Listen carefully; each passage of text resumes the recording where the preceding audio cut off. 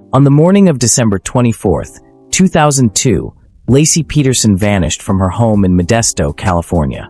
She was 27 years old, 8 months pregnant, and expecting her first child, a boy she planned to name Connor. It was Christmas Eve. The house was already decorated. Gifts were wrapped. The future felt close enough to touch. Laci was last seen wearing black maternity pants and a white top. According to her husband, Scott Peterson, she planned to walk the family dog before preparing for holiday errands. By early evening, when Scott returned home and found the dog wandering alone with its leash still attached, something felt wrong. Police were called that night. At first, the case looked like a missing person investigation. Friends, neighbors, and volunteers flooded the area. Laci was well loved. She was known for her warmth, her optimism, and her excitement about becoming a mother. Her disappearance immediately drew attention, not only because she was pregnant, but because she seemed to have no reason to leave. As days passed, suspicion quietly settled on Scott Peterson. Scott appeared calm, almost detached. He gave interviews early on, describing his missing wife in the past tense. He spoke of hope, but his tone felt oddly distant. Detectives noticed inconsistencies in his timeline. On the day Laci disappeared, Scott claimed he went fishing alone at the Berkeley Marina, nearly 90 miles away, even though it was Christmas Eve and the weather was cold. Then another fact emerged. Weeks before Laci vanished, Scott had been having an affair with a woman named Amber Fry. Amber later told police that Scott claimed he had lost his wife, and that this would be his first Christmas without her. He said this before Laci went missing.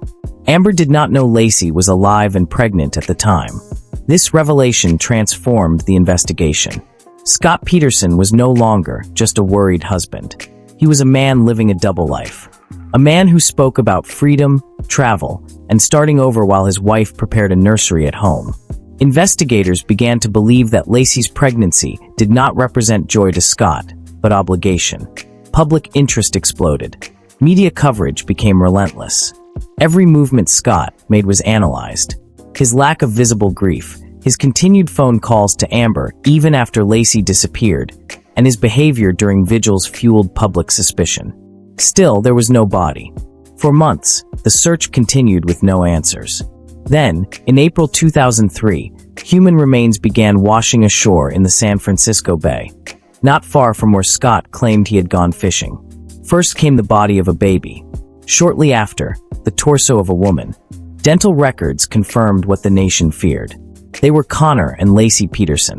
The autopsies could not determine an exact cause of death due to decomposition, but the circumstances painted a devastating picture. Prosecutors argued that Scott had murdered Laci, weighted her body, and dumped her into the bay. Evidence included homemade anchors, inconsistent statements, and the suspicious timing of his fishing trip. Scott Peterson maintained his innocence.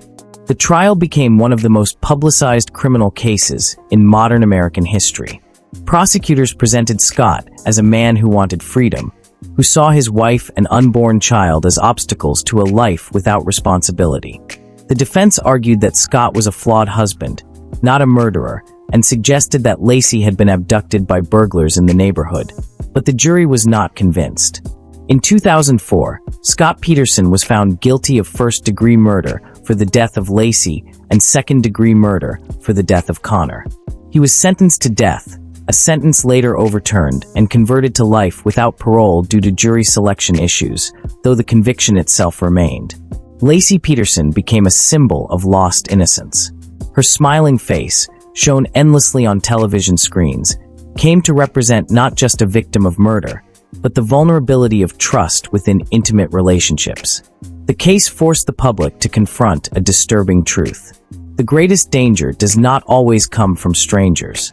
Sometimes it comes from the person who knows your routines, your dreams, and your due date. The psychology of the case remains chilling. There was no evidence of rage or chaos.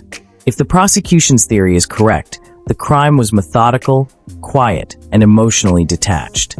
This is what made it so unsettling. The absence of visible hatred. The presence of calculation. Laci Peterson did not die because she made a mistake. She did not die because she trusted the wrong stranger.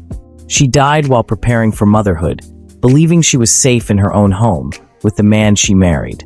Her story endures not because of spectacle, but because it exposes how deception can live inside normalcy. A reminder that love can be performed, that appearances can lie, and that some crimes are not loud or dramatic.